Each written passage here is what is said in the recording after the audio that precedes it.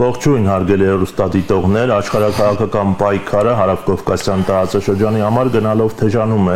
ռեգիոնալ խաղացողների ու այս մրցակցությանը միացած Միացյալ Նահանգների եւ Եվրամիության միջև։ Մյուս կողմից գլուխ են բարձրացնում Արևելքի հզոր ուժերը, առաջին հերթին Չինաստանն ու Հնդկաստանը։ Ինչ ազդեցություն կունենան Վաշինգտոնի հռչակագիրն ու Թրամփի ուղու ծրագրի հնարավոր իրականացումը, ինչպես եւ ՀՀԿ Մինսկի խմբի լուծարումը այս գործընթացների վրա թեմայի շուրջ Եվրոմեդիա 24-ի տաղավարում կզրուցենք քաղաքագետ Սերգեյ Շաքրանցի հետ։ Բարև ձեզ, պարոն Շաքրանց։ Բարև ձեզ։ Ըստ ձեզ Մինսկի խմբի լուծարումն արդյոք նշանակում է, որ Արցախի հարցի պատմությունը սրանով փակվում է, թե ոչ։ Դա մեծ հաշվով, ես կասեի, նույնիսկ ասենք առավելապես Հայաստանի Հանրապետության իշխանություններից է կախված։ Եթե Հայաստանի Հանրապետության իշխանությունները այս կամ այն ձև կարողանային պնդել, որ չնայած այսօրվա իրականություններին ոչ ոք, ասենք, ամեն դեպքում չի խլեց Արցախի հայերից իրենց ինքնորոշման իրավունքները, ուզում եք փակեք այդ Մինսկի խումբը, ուզում եք բացեք նորից, դա ոչ մի ազդեցություն չի կարող ունենալ։ Ինչու՞։ Ախր այդ Մինսկի խումբը երբ է ստեղծվել, դրանից առաջ չի եղել Արցախի հարց։ Եղել է։ Այո, մինչև 1921 թվականը։ Այն ժամանակ, որ ՀՀԿ չկա, ՀՀ կա, մեկը Արցախի հարցը կա, ու սկզբից այդ Մինսկի խումբ կոչվածը ստեղծվում էր լրիվ ուրիշ կառույցի, այդպես ասած, շրջանակում։ ՀՀ-ի շրջանակում, որը հետագայում ՀՀԿ է դարձել, բայց իմ պնդումները հիմնված են այն դրույթի վրա, որ որևէ մի ազգից, որևէ մի ժողովրդից ոչ ոք չի կարող խլել ինքնորոշման իրավունքները։ Ոնց որ այսօր որով տեսնում ենք, Գազայի հատվածի պալեստինցիներից ոչ ոք չի կարող խլի իրենց իրավունքները։ Հակառակը իրենց հետ սկսել են սակարկություններ։ Բայց դեպքում Արցախահայությունից ինչու խլեցին։ Քանի որ Հայաստանի իշխանությունը իր ձեռքով զոհաբերեց Արցախը եւ Արցախի հայությունը հանուն այդ սիոնիստական ֆաշիստ ասելով քրիստոնյա սիոնիզմի համար։ Նետանյախուի հայտարարությունների վերջի հայտարարությունից մեկը խոստովանում է, որ պաղեստինցիներն քրիստոնյա սիոնիստների սիոնիզմի համար են ոչնչացնում, խոստովանում է։ Նաև, այդպես ասած, հերակակարգով խոստովանեց, որ ինքը մասնակցել է Իսրայելը Արցախի դեմ պատերազմներին հանուն այդ երևույթի քրիստոնյա սիոնիզմը կամ սիոնիստական քրիստոնեությունը, ոնց ուզում եք։ Գիտեք, չէ՞, որ տեղը փոխում ես, բանը գումարը չի փոխվում, գումարների տեղափոխությունից գումարը չի փոխվում։ Այո, ուզում եք տենց ասեք անվանեք քրիստոնյա սիոնիստներ, ուզում եք ասեք սիոնիստական քրիստոնյաներ, տարբերություն չկա։ Ես երկրորդի կողմնակից եմ, որովհետև իբր թե քրիստոնյա են, բայց սիոնիստ են։ Սկսվել է դա բնականաբար բավական խոր գնացող դարերից, երբ որ բրիտանական կղզիները որոշակի հրեաներ են սկսել են տրամադրել նույնիսկ լորդի կոչումը։ Էլ չեմ ասում, որ սիոնիզմի կենտրոնն է Լոնդոն, իրենց սիոնիստական կոնգրեսը 1913 թվականին գումարվել է Լոնդոնում։ Արտուր Բալֆուրը նամակ գրեց սիոնիստներից մեկին եւ դա ստացավ Բալֆուրյան հռչակագիր անվանումը, որտեղից սկսվեց հրեական ծրագիրը։ Որտեղից սկսվել է ամեն ինչ։ Կներեք ինձի, ամեն ինչ de facto, de jure եւ այլն։ Թե չէ, ես կարող շատ խոր միջնադար անցնեմ, երբ որ դեռևս գոյություն ունեն բյուզանդը պարսկական պատերազմներ, ոչ թե թուրքական կամ ռուսական, այլ բյուզանդը պարսկական պատերազմներ, ու մենք կտեսնենք, որ այն ժամանակ կարծես թե ոչ մի սիոնիզմը չկա, չէ՞։ Բայց ոնց եղավ, որ այդ պատերազմների ընթացքում, ասենք, համենայն դեպս տեսնելով, որ պարսկական զորքերը մտնում են Երուսաղեմի հրեաները սկսել են ոչնչացնել, բնաջնջել, ցեղասպանել Երուսաղեմի քրիստոնյաներին։ Ես չեմ ուզում ասել, որ դա եղել է առաջի, ասենք, մերձավոր արևելքի հայերի բնաջնջում, ոչ, այնտեղ բնաջնջվել են հույներ, մնացած տեղի պաղեստինցիք, որոնք ընդունել են քրիստոնեություն։ Պաղեստինցիների մեծ մասը առ այսօր քրիստոնյաներ են։ Ու իրենց համար, բոլոր մյուս քրիստոնյաների համար, Քրիստոսի հետ կապված ցանկացած սրբավայրը իրոք սրբություն է։ Օրինակ Նազարեթ, քաղաք, լսել եք, չէ՞, որ մեկ Քրիստոսին ասում են Նազարեթցի։ Չէ՞։ Հիսուս Նազարեթցի, Ահա, խնդրեմ, դա Պաղեստինա։ Դա ոչ հայկական լեռնաշխարհը, դա ոչ, բայց Երուսաղեմի քրիստոնյաների առաջի սպանդը եղել է շատ վաղուց, երբ որ մենք դեռևս չենք լսել, որ կարող է լինի ինչ-որ սիոնիզմը, ինչ-որ սիոնիստական ֆաշիզմը, որը հիմա դրսևորած է։ Հիմա տեսեք, վերջացնելով այս, ոնց են ասում, կետի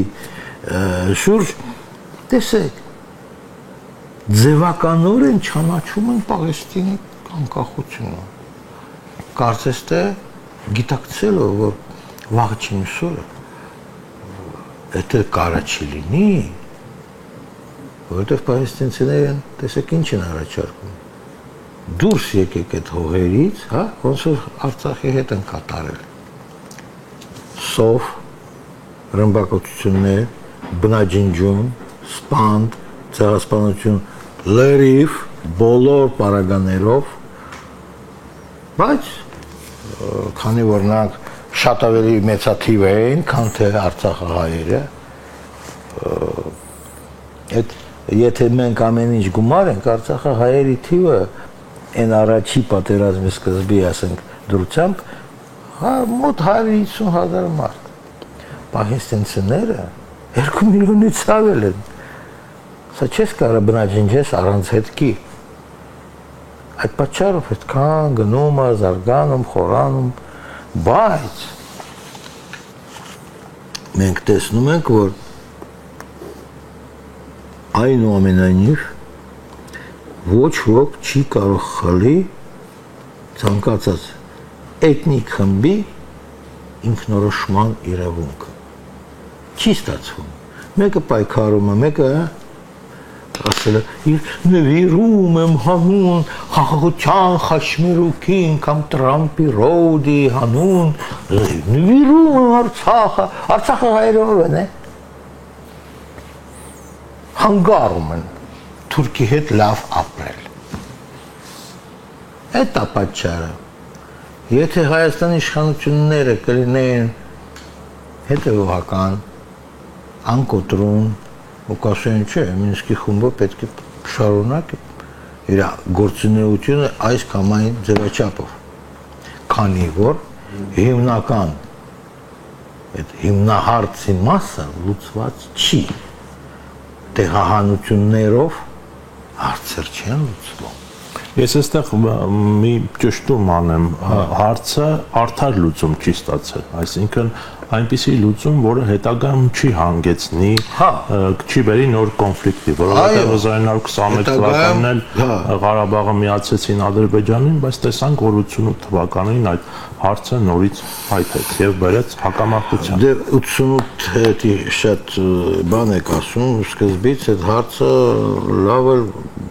բաբախել է, կոպիտ ասած, լավ էլ փայթել է 60-րդ թվականների վերջում, երբ որ Արցախում թուրքերը բռնաբարել են, սպանել են, հետո վարել են խեղճ երեխու դին։ Դա է եղել սովետական Ադրբեջանի կազմում հայերի գոյության ասես թե մակարդակը։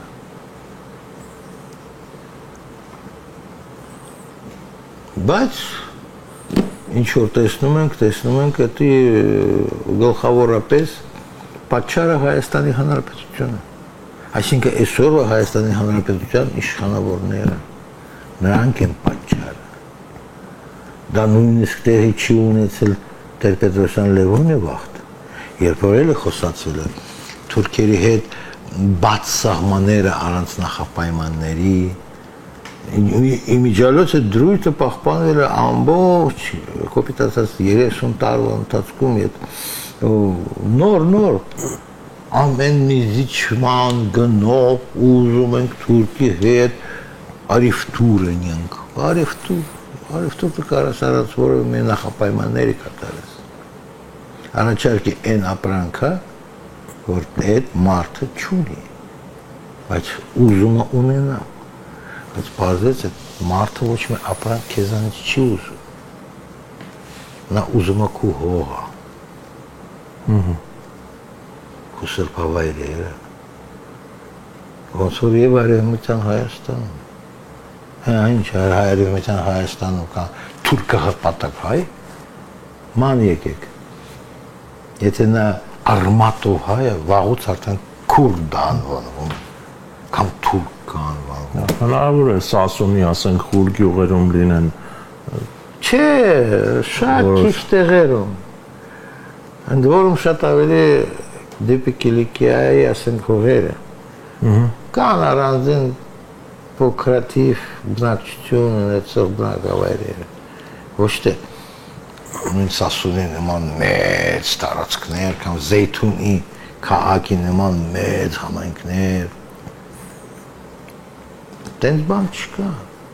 Ով որ մնացել է մահմեդական քուրդ կամ մահմեդական թուրք անվանման տակ։ Այդ հերու չեն գնում։ Տեսեք Համշենում բնակվող խեմշլների պատմությունը։ Խեմշելը ինչ է, Համշեն։ Հապսակումով նրանք կարող հայ են, բայց թուրք են, հայերեն կարող խոսք հիշում են, բայց խոսում են կենցաղում, ընտանիքում, դպրոցում, խանութում, թուրքերը, թուրքախոս էթնիկ խումբ է, դե գնացեք ես իրան պետք է հայ չանաչեմ, չէ, որորդ սերունդում թուրք է, լիքը եղել են զոհված, սպանված ծնողների, որփե, որը տարվել են Թուրքիայի տարբեր որբանոցներ, համեցացել են, բայց նրանք իրենց թուրք են համարում։ Ու դուք ուզում եք ասել, որ նրանք հայ են, ինչով են հայ։ Ոչ մի բանով։ Մեկի մոտ հիշողությունը արթնացել է, ինքը հիշում է, որ տատիկը եղել է հայ։ Պարոն Շաքարյանց։ Տատիկով, բայց դու։ Պարոն Շաքարյանց, եթե հիշենք, որ ՀՀԿ Միսկի խումբը, որը բանակցային հարթակ էր տրամադրում Արցախի հարցի շուրջ բանակցությունների համար, իրականում ինքը բավական ունիկալ կառույց էր եւ ունիկալ ձևաչափ էր, եթե այս ձևաչափի լուծավորտեղ համանախագահում էին միջազգային 3 ազդեցիկ դերակատարներ, ընդ որում հակադիր բևեռներում գտնվող Ռուսաստան, Միացյալ Նահանգներ, Ֆրանսիա։ Հիմա այս ձևաչափի հիշեք ով է հիմնել այդ խումբը։ ՄԱԿ-ի Անվտանգության խորհուրդ։ Նման կառույցերով չի եղել պատմության մեջ, որ ՄԱԿ-ի Անվտանգության խորհրդի մակարդակով ստեղծի հատուկ մարմին կամ հատուկ օղակ կառույց, որը զբաղվի կոնկրետ այդ հարցով։ Հիմա ձեզ Ռուսաստանը ինչու համաձայնություն տվեց Մինսկի խմբի լուծարմանը եւ այս ձևաչափի լուծարումը ինչպես կազդի տարածաշրջանի Ռուսաստանը որպես հիմք ընդունեցեն փաստը, որ Երևան ու Բաքուն միաձայն են խնդրել լուծարել խումբը։ Առանց արցախահայերի գոնե կարծիք իմանալու։ Մյուս կողմից մենք հասկանում ենք, որ գերլարված իրավիճակում դուք համաձայն եք, որ գերլարված իրավիճակը սկսվել 2014 թվականից, ոչ թե 2022-ից։ Համաձայն չեք։ Համաձայն եմ։ Այսինքն ուկրաինական հարցերից։ Ու այդ հողի վրա Ռուսաստանը երկար ժամանակ շարունակաբար խուսափում էր եւս մի, այդպես ասած, կիզակետից, որպեսզի ուշադրությունը բևեռացած լինի միայն Ուկրաինայի վրա, չնայած արդեն տեսնում են, որ դա իզուր է եղել, որովհետև մեկը այդ Ուկրաինան բերել է բավական խոշորացավալ ռազմական գործողություններին, բայց դա միայն Ռուսաստանի մեղքն է, ով Ռուսաստանն ասել է, որ նա պիտի հավատա ինչ-որ Ֆրանսիայի կամ Գերմանիայի ասենք են հավաստիացումներով, ասենք, յանի թե նրանք էսա Մինսկի համաձայնագիր իրականացնեն այդ ուկրաինական հարցերի շուրջ, չէ, կամ Մինսկի երկրորդ համաձայնագիր իրականացնեն, այնը Մերկելը եւ նախորդ ֆրանսիական նախագահները խոստովանել են, որ դա եղել է խաբեություն։ Ով է մեղավոր, կներեք ինձ Ռուսաստանի նախագահ Պուտինը։ Եթե նա կհասկանա ժամանակին, որ դա ուղղակի քաղաքական մանևրների խաղ է, մինչև այդ վիճակը չի հասնի ոչ ուկրաինական հարց, ոչ էլ Անդրկովկասյան որևէ մի հարց, որովհետև Անդրկովկասում գիտենք, հարցերը կան, որոնք բաժանավտանգ են։ Ինչ հարցերի մասին է կոնկրետ խոսքը։ Նույն Հարավային Օսիա, նույն Աբխազիա, անընդհատ կան Վրաստանում ուժեր, որոնք փորձում են էլի բեմը հանել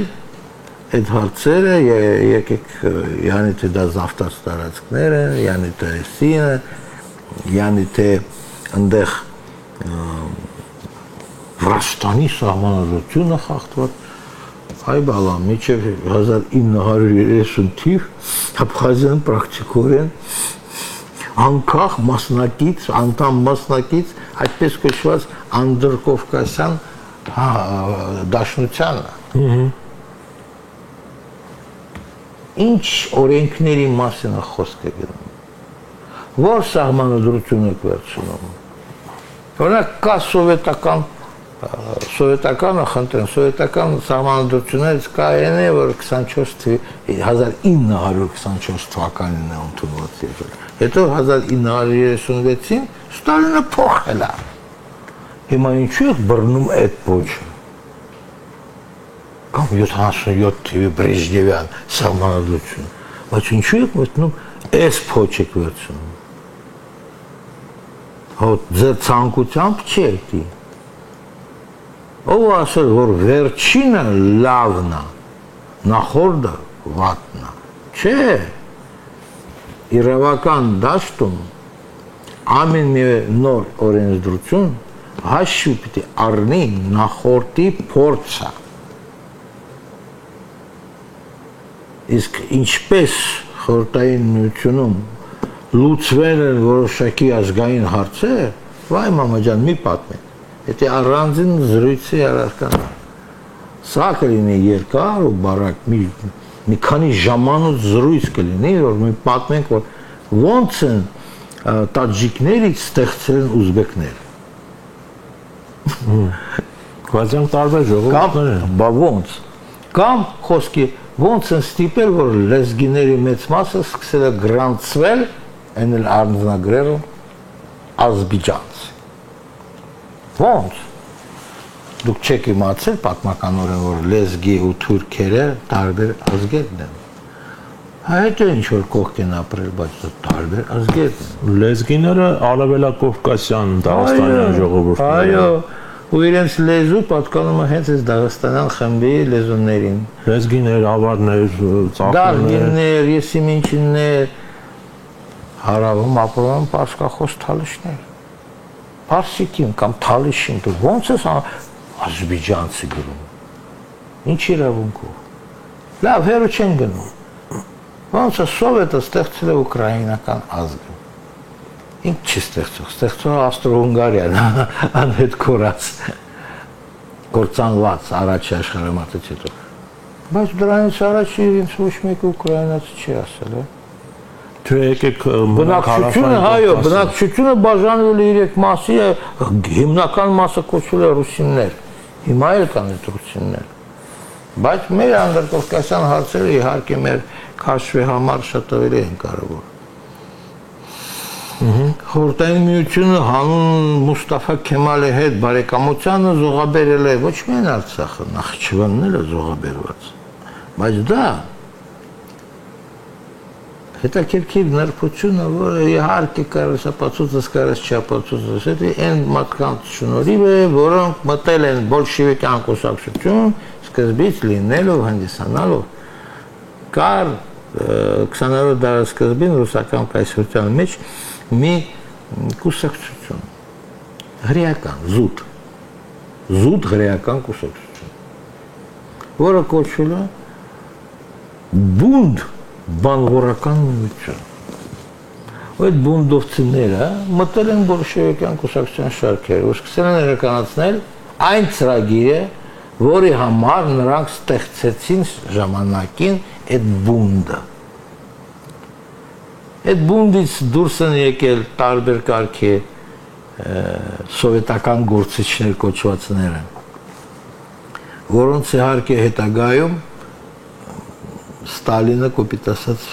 վերացրեց։ Բայց դա արդեն սովետի պատմություն է։ Եկեք անդրադառնանք այսօրվա совсем другая история, да։ Եկեք անդրադառնանք այսօրվա իրականություններին, որպեսզի մենք հասկանանք ոնց եղավ, որ այսօրվա օրով ընդ որում ես դες ասեմ,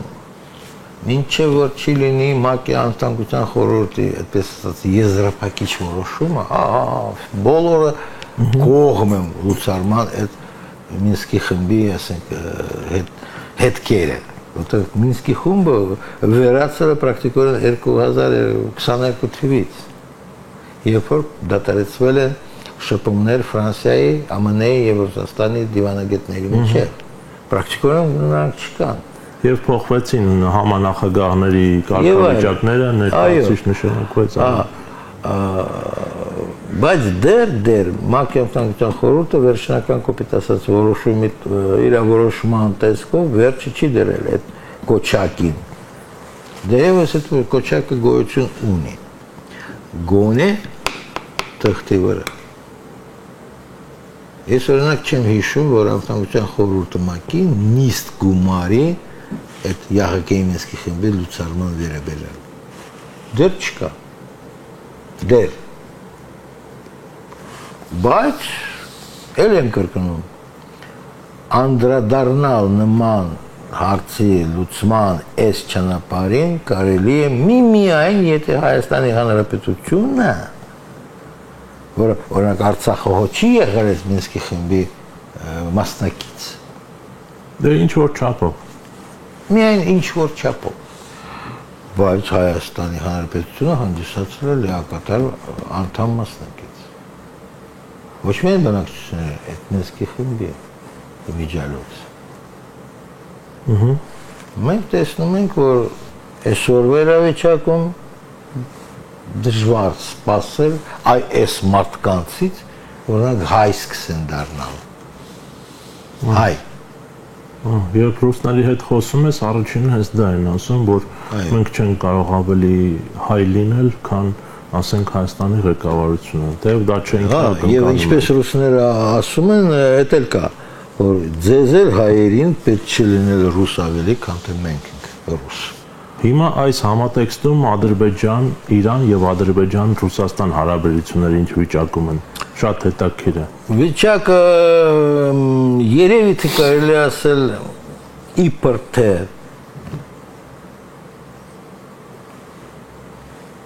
իբր թե հանգիստը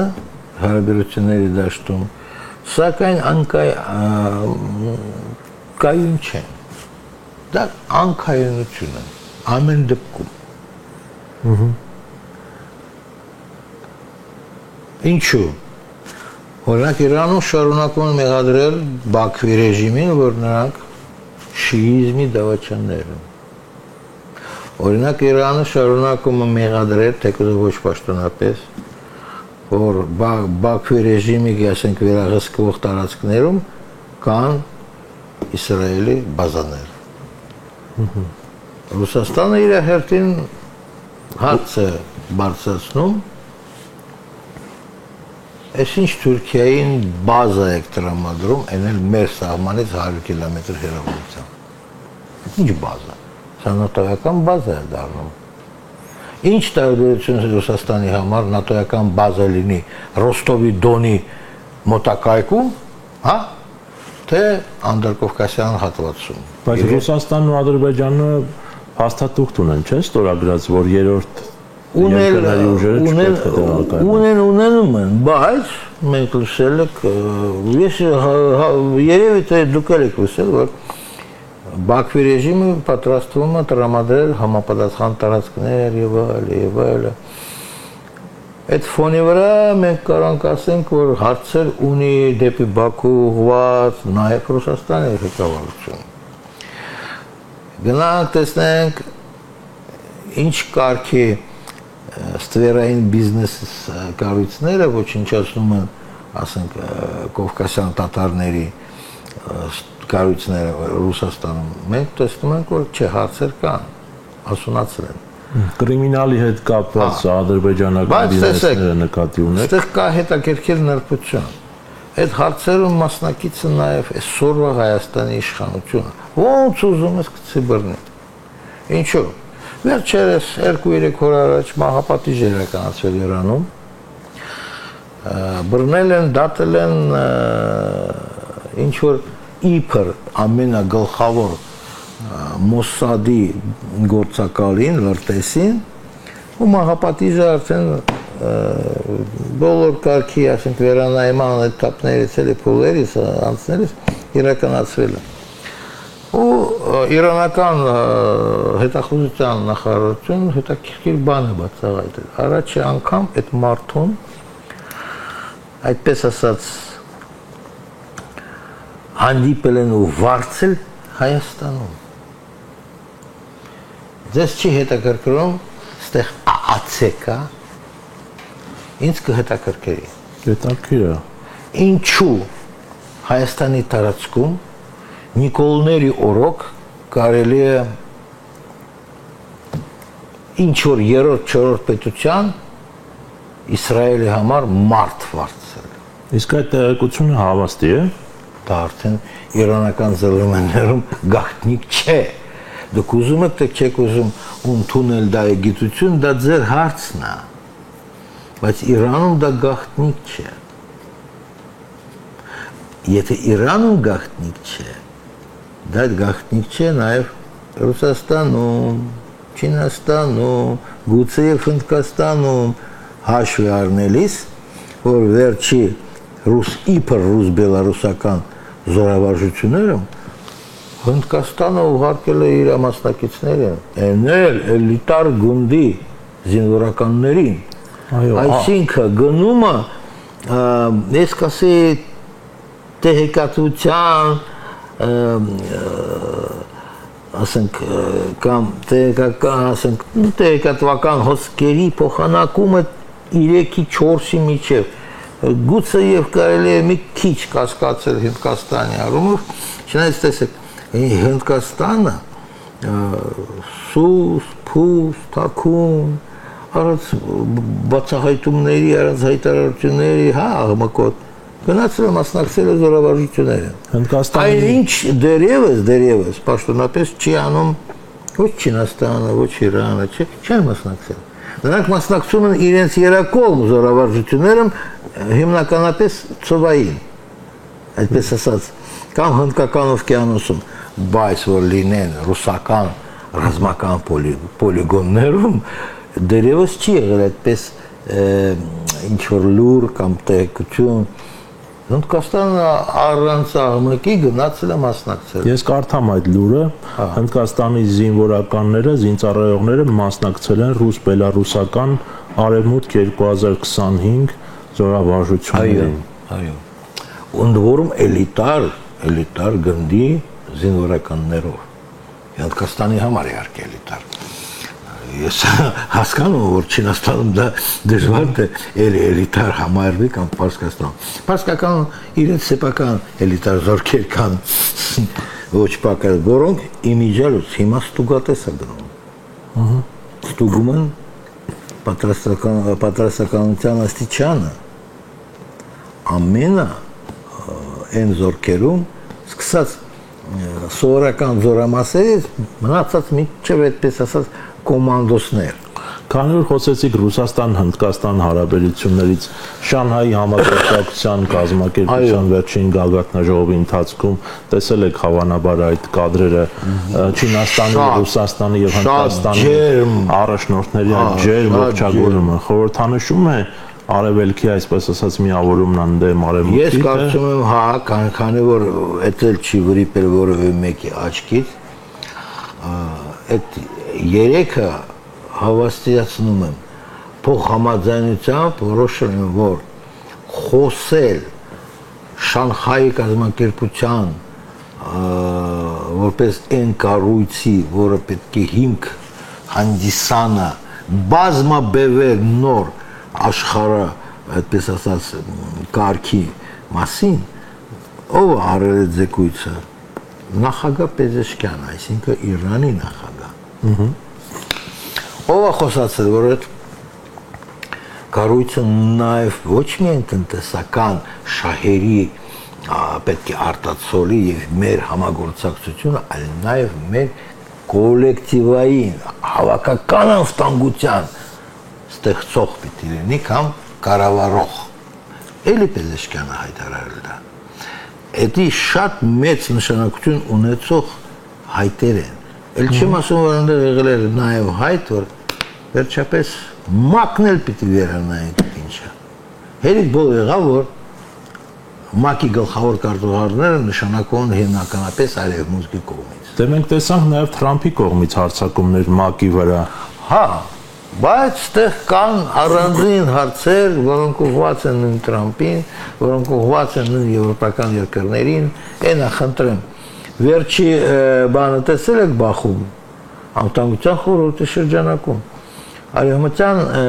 հիմնականապես եվրոպական երկրները փորձում են անցկացնել Իրանի դեմ նոր պատժամիջոցներ կամ վերստեղծեն հին պատժամիջոցներ, Իրանն էլ հին։ Եթե Իրանը թույլ չտա ՄԱԳԱՏԵ-ի աշխատակիցներին, այսինքն մենք տեսել ենք ով է եղել այդ կոպիտ ասած բանաձևի դեմ, Ռուսաստան, Չինաստան։ Հիմա մենք հասկանում ենք, որ փաստացի արևմտյան երկրները, ԱՄՆ, եվրոպական եւ այլ երկրները, նրանք կսկսեն փաստացի կիրառել այդ սահմանափակումները եւ այդպես կոչված միջոցներ Իրանի դեմ։ Բայց չամբար արդեն ձևավորվել է։ Ռուսաստան, Չինաստան, Իրան գումարում ենք առայժմ փոքրիկ այդպես ասած նշանով, այդ գումարելու նշանով Հնդկաստան, որտեղ գիտեք, այդ ես չեմ ինձ գովաբանեմ, ասեմ, որ ես հիշում եմ ամեն ինչ, բայց այդ առաջարկությունը, որպեսզի այդ 4 եվրասիական երկրներ միավորվեն, այսինքն Իրան, Ռուսաստան, Չինաստան, Հնդկաստան, պատկանում է հենց Իրանի պաշտպանության նախարարին, որը Մոսկվայում գտնվել է անվտանգության հարցերով միջազգային կոնֆերանսում, բաց առաջարկություն արեց։ Եկեք ստեղծենք մեզ միավորող, մեզ 4-ին ռազմականացված կամ ռազմաքաղաքական կառույց։ Հենց դա է ես ուզում հարցնել, այսինքն հնարավոր է, որ ռազմական դաշինք այն ժամանակ այդ Իրանի պաշտպանության նախարարը եղել է Հոսեյն Դեղգան, բավական դա նույնիսկ ինքը այցելում է նույնիսկ Հայաստան այն ժամանակ 2015 թիվ 2015 թվից հետո 10 տարի անց մենք տեսնում ենք որ դա դառնում է իրականություն եւ իրականությունը այն աստիճանի որ դրա մասին խոսում են դրա մասին արդեն սկսել են խոսել նույնիսկ այդ կոպիտ ասած ոնց որ կայացնող նոր կառույցի վերաբերյալ ես չեմ կարող դες ասել ամիս օրը եւ ժամը երբ որ դա կդառնա փաստաթուղթ որը իրոք փաստացի դե յուրե կմիավորի այս 4 երկրներ ամենայն դեպս գոնե այդ 3-ը հա Չինաստան Իրան եւ Ռուսաստան Չինաստան Իրան դրնում են առաջ երկու տեղ մի պատճառով նրանք մի քիչ ավելի շուտ են կնքել իրենց երկուսին վերաբերող ռազմավարական դաշինք համաձայնագիր ստորագրեցին 25 տարով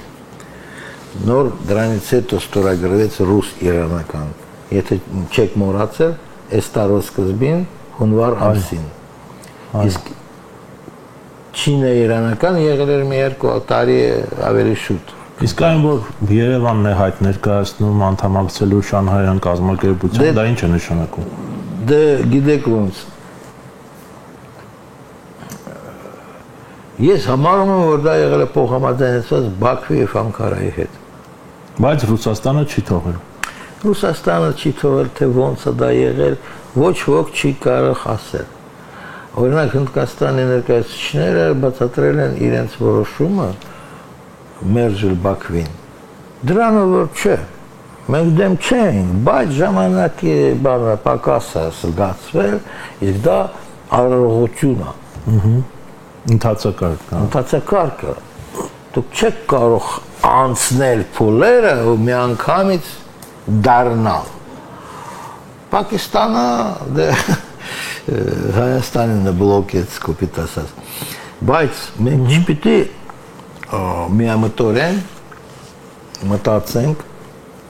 օրինակ դուք երևի հավատում եք որ Տրամպը կասեցել է հնդա-պակիստանյան պատերազմ Կաշմիրի շուրջ չէ Փաստերը խոսում են լրիվ ուրիշ մարդու Տրամպը նաև Ալբանիայի եւ Կամբոջայի միջև պատերազմն է կանոնացրել իսկ Բաքվի ռեժիմը Ալբանիայի հետ բարձում է կրվել ես զարմանում եմ Տրամպը մտածում է որ աշխարհը դա կոպիտ ասած կարելի է շլանգի տեղ դնել լավ աշխարհագրությունից բոլոր Ամերիկայի նախագահները թույլ են Ես համաձայն եմ, բայց չտեսնել ենթադրենք անգլատար, լատինատար Արմենիա եւ Ալբանիայի միջև տարբերությունը դժվար է Ավստրիա ու Ավստրալիա ես հասկանում եմ դժվար չի խառնել Ալբանիան Ադրբեջանն է եկեք չմոռանանք Կովկասյան աղվանքը որը չի եղել իրականում դա ստեղծած է սովետական պատմիչների կողմից չէ ոչ չի եղել աղվանք չի եղել Աղվանքը Ալբանիա չէ։ Դե ռուսերեն ասում են Կովկասյան Ալբանիա, չէ։ Պիտի ասեն, պիտի գրեն խոսքի ագվանք։ Հա, հասկանալի է։ Իմանալով վանք խոսքի ենթադրենք նշանակություն։ Դա նույնը չի, այսինքն խառնել վրացերենը, այդ վրացերենը որ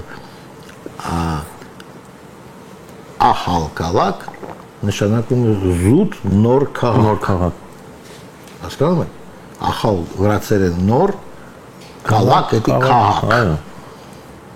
ես մեղավոր չեմ որ վրացու կամ թուրքի լեզունը այդքան չկունչի որ չեն կարող հնչեցումը ասենք հնչեցնել չէ դա վրացիներն եկեք չնեղացնենք բայց դա փաստ է ահալ կալակ դա զուտ նոր քաղաք Եվ անհետեցությունն այն է, որ այսօրվա ադրբեջանցիները, մուսուլման շիա ադրբեջանցիները իրենց համարում են աղվանական ժողովուրդների ժառանգորդները։ Աբսուրդ չէ։ Որը չի կարող լինել։ Հասկանում եք։ Ընդհանրապես չի կարող լինել։ Նույն Բալկանյան Ալբանիայի լեզու թուրքերենը չի։ Հաբարեք, թեև մուսուլման են, այո, բայց թե չէ։ նրանք 30%-ով քրիստոնյա են։ Ովքեր մնացել են, այսպես ասած, արձի Հունաստանի կազմի մեջ եւ Ալբանիայի հարավում են ապրում, նրանք ուղղափառ քրիստոնյաներ են, պատկերացնում եք, ոչ թե մահմեդական։ Իսկ մենք ստեղ տեսնում ենք միտումնավոր, ասենք, ինչ-որ գործունեություն, որը փոխկապված է դրա հետ, թե որ Հնդկաստանը բլոկում է Բաքվի ռեժիմին, եկեք Պակիստանը բլոկի Հայաստանին։ Քանի որ նոր գիտեք, դա եղել է շատ անհետետ իրավիճակ, երբ նոր, յանի թե ստորագրվել է, չէ՞, այդ Տենձին քաղաքում, որ Պակիստանը եւ Հայաստանը իրար չնչում, եք հարաբերություններ են հաստատում։ Ու այդ պահում դու ասում ես, չէ, Հայաստանը չպիտի մտնի։ Անհետեցություն։ Նորս չէ, յանի թե դասավորել ես հարաբերությունները։ Ոնց եղավ։ Ես բացատրություն ունեմ միայն մի կասկածանքի տարբերակով կամ ենթադրության տարբերակով, որ ուղղակի մեծերը, հա, չեն ցանկանում, որ իրենց չուզեն, ասենք չուզենալը երևա, իրենց բերանից հնչի։ Դրա համար Ռուսաստանը առաջարկել է դա տակում, կողարկված, կուլուար, անդրկոլուսյան տարբերակով։ Դու Նարենդրա Մոդի ջան հնչեցրու արգելք կամ ոչ համաձայնություն Բաքվին վերաբերյալ Չինաստանը ունենալով աչքի առաջ, որ Չինաստանը Պակիստան բավական սերտաչած կապված են, գոնե միջուկայի հողի վրա։ Սի Ձինպինն էլ խնդրել է Պակիստանին, իսկ դու կայնեցրու սրած, որտեղ նրանք միասին են, տեսեք ինչ է, երկուսն էլ գնացել են Տենձին, այդ Շանխայի կազմակերպության մասնակցելու ստերով։ Ստերը Ալիևի սկանդալային ձևով են բացահայտվել։ Հիշում եք, չէ՞, ինքը ասել է զավթում է եղել սովետի կողմից, որ զավթումը չենք հասկացել, որտեղ դուք հանձնվել եք, պատմությունը գիտի, որ դուք հանձնվել եք ու թափով մուսաֆատ կուսակցությունից փախել եք բոլշևիկների շարքերը մտել։ Իսկ էդի գիտեք, որ սա Ալիևի հետ է, Էրդողանի հետ է։ Եվ ինքն էլ ու դուք ստում եք, որ խաղաղությունը արդեն հաստատված է։ Որտեղ է խաղաղություն։ Չինաստանը չի տեսնում ձեր մեջ խաղաղություն։ Ռուսաստանը չի տեսնում ձեր մեջ խաղաղություն։ Իրանը նամանը չի տեսնում նման խաղաղություն։ Նույնիսկ ոչ մեկին չի խապել վերջերս հնչած ելույթը, որտեղ վրայերտ են կատարել Իլհամ Ալիևի վրա։ Վայ, Զանգիզուրյան միջանցք արտահայտությունը ոչ մի փաստաթուղթում չկա։ Հե։ Ամերիկայից բացահայտել, գիտենք որ չկա։ Դու իմացի, որ թուրքերը միշտ ցանկացած նախագիծ իմ անվանում էին Թուրքիան Զանգիզուրյան միջանցք չեն ասում։ Թուրանի ճամփը կամ թուրքի ճանապարհը նոր ասել են, սկսել են կրկնել եվրոպական տարբերակ միջին ճանապարհ։ Ներեցեք, քանի որ մեր ժամանակը սահմանափակ է, պարոն Շաքարյանց, կարևոր հարցերից մեկը Թրամփի ուղու ծրագրի հնարավոր իրականացումը, որովհետև անհրաժեշտությունները շատ են, կթեժացնի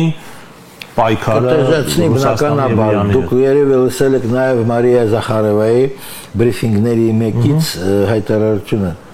Մենք չհասկացանք, բացատրեք ինչ մարշրուտ է ունենալու ձեր Թրամփի ռոուդը։ Եվ Ռուսաստանի դեսպանը հայտարարեց, որ դիրքորոշում կհայտնենք միայն մանրամասն ուսումնասիրելուց,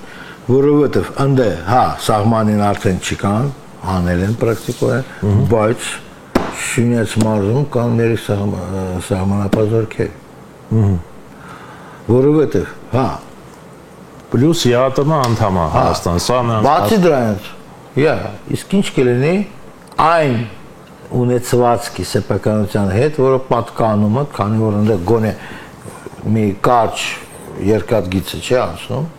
նա պատկանում է հարավային երկաթգծին, որը RŽԴ-ի դուստր ընկերությունը։ Այդ ինչի մասին է պայմանավորվում։ Էլ չեմ ասում, որ դե Իրանում բացահայտ ասում են ինչի համար է դա, պատերազմի համար։ Ալի Ակբար վելայաթին հասել է Ռուսաստանի հետ թե առանց Ռուսաստանի կխոչընդոտենք այսքան որ ջախ ենք այդ երկրների Իսրայելի ԱՄՆ-ի վարձկաններին ում անվանում Իսրայելի եւ ԱՄՆ-ի վարձկաններ Ալի Ակբար վելայաթին որը հանդիսանում է գիտեք ով գլխավոր Գերագույն առաջնորդի խորհրդականը գլխավոր բոլոր միջազգային հարցերով ու ես հավաստիացում ձեզ հենց ինքն է մասնակցում արտաքին քաղաքական որոշումների մշակումների եւ այլն ներկայացնելու գերագույն առաջնորդ բայց Իրանի նախագահը մի քիչ ավելի մեղմ ձևակերպ թող մեղմ ձևակերպի թող ոնց ասում ոնց ասեմ լավ Իրանի կոչված նախագահ դա երկրի առաջնորդ չի նա զուտ կառավարության ղեկավարը երկրի առաջնորդը սահմանադրության միայն այաթոլլա Ալի Խամենեի եւ իրավ ցանկացած խորհրդականը շատ ավելի բարձր է դասվում կամ նախագահ Պեզեշկյան լինի ենթադրեք դա նույնիսկ նախորդ նախագահներից Ռոհանի կամ Ռայիսի զոհված խեղճ կրակա ողորմիրը կամ Ահմադինեժադ որը շատ եղել էր շատ ազդեցիկ եւ կտրուկ հակաիսրայելական հակում ա ունեցել միշտ մեղադրել է Իսրայելին որ Իսրայելը ընդհանրապես ով է արա ինչ խոլոկոստ Ահմադինեժադ ոնց ասեմ ներդրել է համազգային այդպես ասած կամ համաշխարհային լեքսիկոն մի հատ հարց Այդ ինչպես կարելի է 5 միլիոն, թե 6 միլիոն փեչերում վարել։ Մաթեմատիկական հաշվարկներ կան։ Այդ փեչերը պիտի 4 տարի անընդհատ աշխատեն։ Կոնցլագերների փեչերը, որ ասում են, վայ, ինչքան մարդ անդեղ զոհվել։ Չէ։ Սուտ է։ Բայց դա ասել է Ահմադինեժադը, իր դեմ բնականաբար տրամադրվել են բոլորը, բայց ինչու՞ է, որ մի հարցում ինքը սխալվել է։ Մաթեմատիկական ռասчётները ասում են, որ կոնցլագերների փեչերը ամեն օր չեն աշխատել։ Շաբաթ մի անգամ են միացրել։ Համաձայն եք, որ մաթեմատիկան գիտություն է։ Ու ակպարզես չէ հնարավոր չէ։ Մարդկանց կարող ոչնչացրել են, բայց ոչ թե այսքան ինչքան հրեաները տարածում են։ Ուրիշ բան, որ կան այնտեղ ուրիշ հարցեր, որ միգուցե եւ եղել է ինչ որ մի համաձայնություն հիտլերյան ռեժիմի եւ սիոնիստների միջեւ, որպեսզի հալածենք հրեաներին Եվրոպայում, որ նրանք գան ուր Պալեստին։ Տեսեք ինչքան փոխկապված հարցեր կային։ Երկրորդ աշխարհամարտ, առաջ աշխարհամարտ, սիոնիստական կոնգրես, Արցախի հայերին վրընդում, ցեղասպանություն, դա ցեղասպանություն է։ Նույնը, որը կիրառվել է Արցախի դեմ, հիմա կիրառվում է շատ ավելի դաժան ձևի պաղեստինցիների դեմ գազախատացում։ Նույնը։ Շրջապակում, չէ, սով, բժշկությունը չի հասնում, ինչքան մարդը մերել Ստեփանակերտում եւ ուրիշ բնակավայրերում, երբ որ մարդիկ վարել չունեն, որ ստապօգնություն ուղարկեն այդ մարդուն։ Լիքը, բայն պայթյուն է Ստեփանակերտում։ Առ այսօր կան անհետ կորածներ։ Այո։ Առ այսօր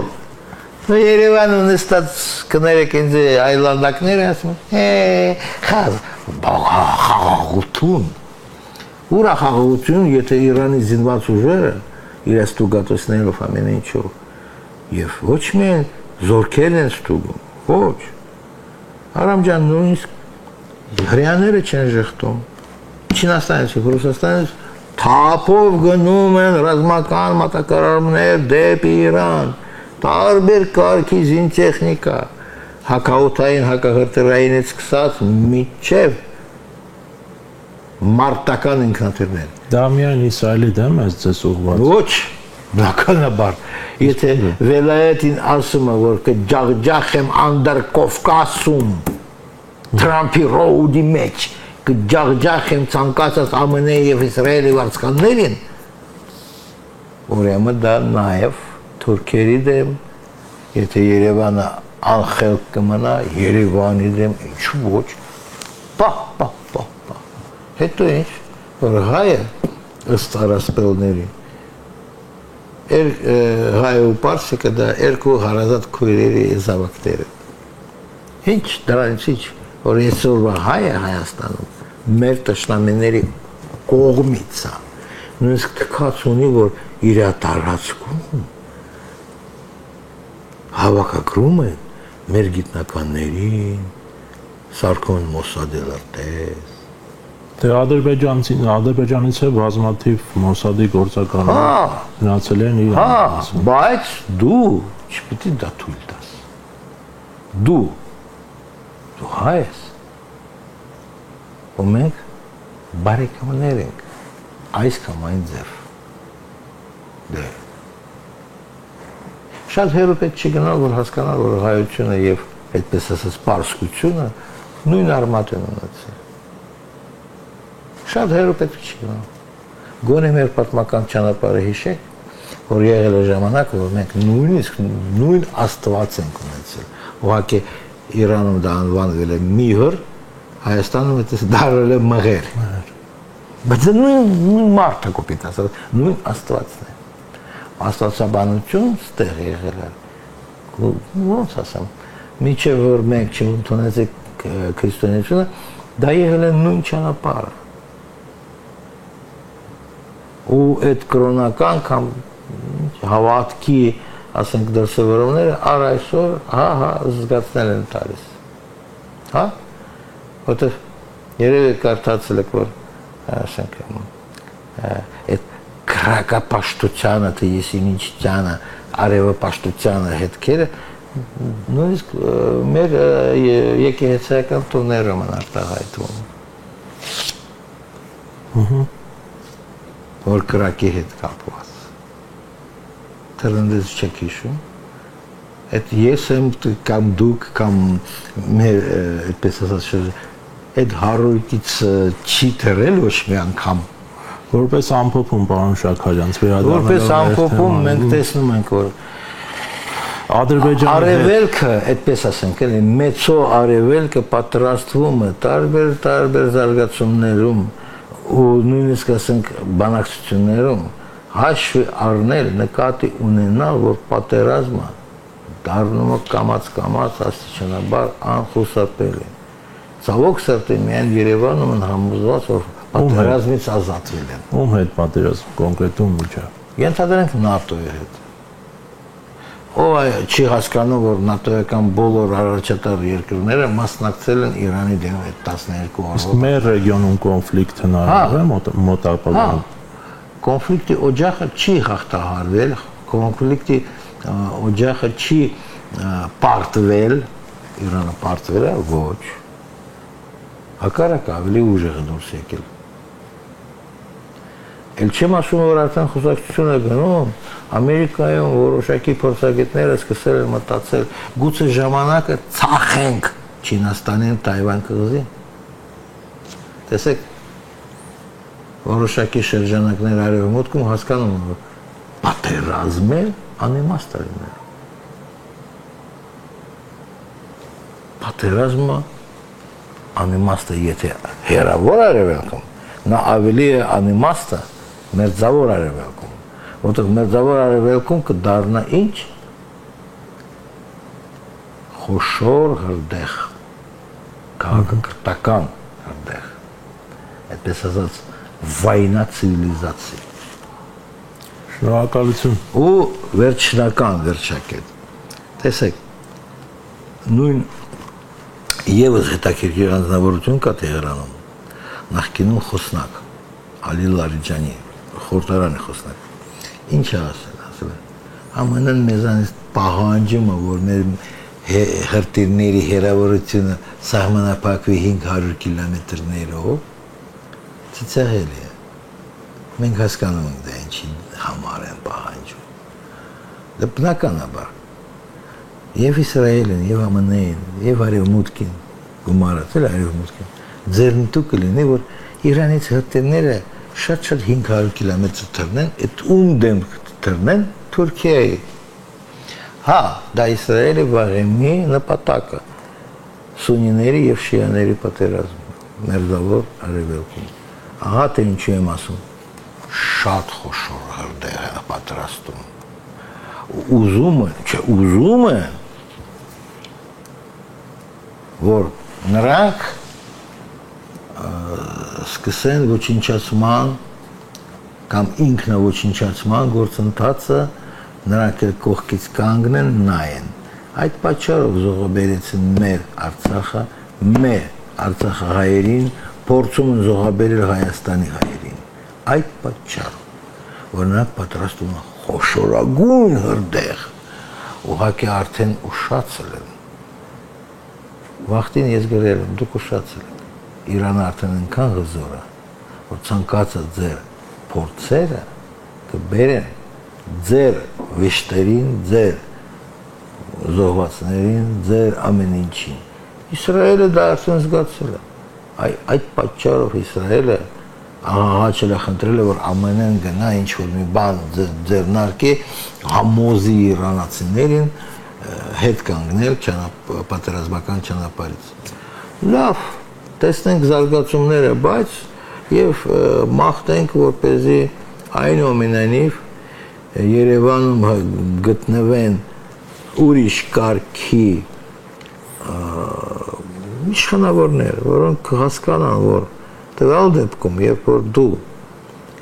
մի ոտով կայնում ես ասում ես Եվրամիություն կոնկրետ պատասխան ինձ տուր, մյուս ոտով ասում ես չէ, ես Եվրասիական տնտեսական միությունից դուրս գալ միտք չունեմ, դա արդեն ավարտվել է այդ ժամանակաշրջանը։ Պետք է կողմնորոշված գործել,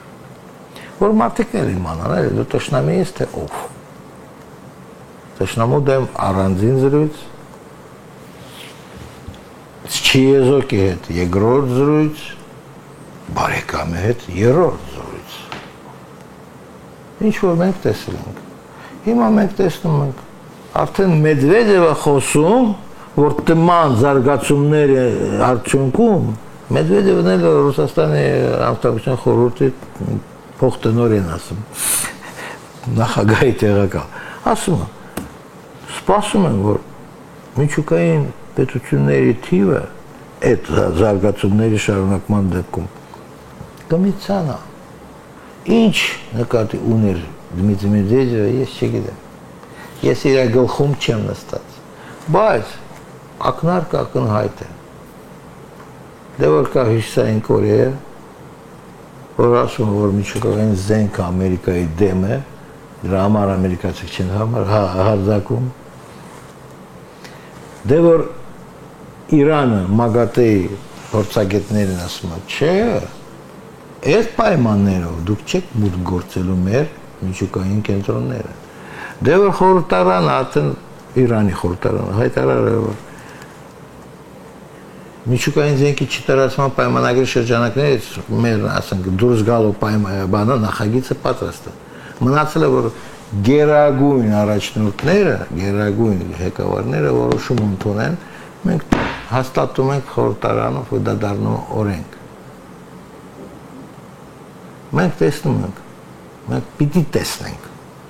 որ տարածաշրջանը, այդ թվում Հայաստանը, մենք գնում ենք դեպի պատերազմ, այլ ոչ թե Թրամփի ռոուդ։ Թրամփի ռոուդը ուղղակի խտանիշ, ինքը խտացնում է ամեն ինչ, նա խառնում է այդ նույն գործերի մեջ Չինաստանը, Ռուսաստանին։ Այդ արդեն ես դժվար եմ կանխատեսում, որ շուտապույտ լուծում կստանա այդ իրավիճակը։ Հենց այդ։ Շնորհակալ եմ պարոն Սարգսյանց հետաքրքրության համար։ Ընտրեմ։ Ահա այսպիսի ապոկալիպտիկ կանխատեսումով այսօր ավարտենք մեր զրույցը, ինչպես տեսնում եք, լավատեսության հիմքերը այդքան շատ չեն եւ սա ոչ թե հոռետեսություն է, այլ իրատեսություն եւ հուսալ, որ արժեվում ամեն ինչ կայուն եւ խաղաղ է լինելու աշխարհակաղակական այսպիսի անկայուն իրավիճակում այդքան էլ ռեալիստական եւ իրատեսական չէ, ամենայն հավանականությամբ Իրանի դեմ կամ Իրան-Իսրայել, Իրան-Միացյալ Նահանգներ նոր կոնֆլիկտը դեռ առջևում է եւ ամենավատը այս պատմության մեջ այն է, որ այս կոնֆլիկտի օջախներից մեկը կարող է դառնալ Հարավային Կովկասը եւ Հայաստանը կարող է ներքաշվել այս հակամարտության մեջ։ Մենք զրուցում էինք քաղաքագետ Սերգեյ Շաքարյանցի հետ։ Մնացեք խաղաղությամբ, կհանդիպենք։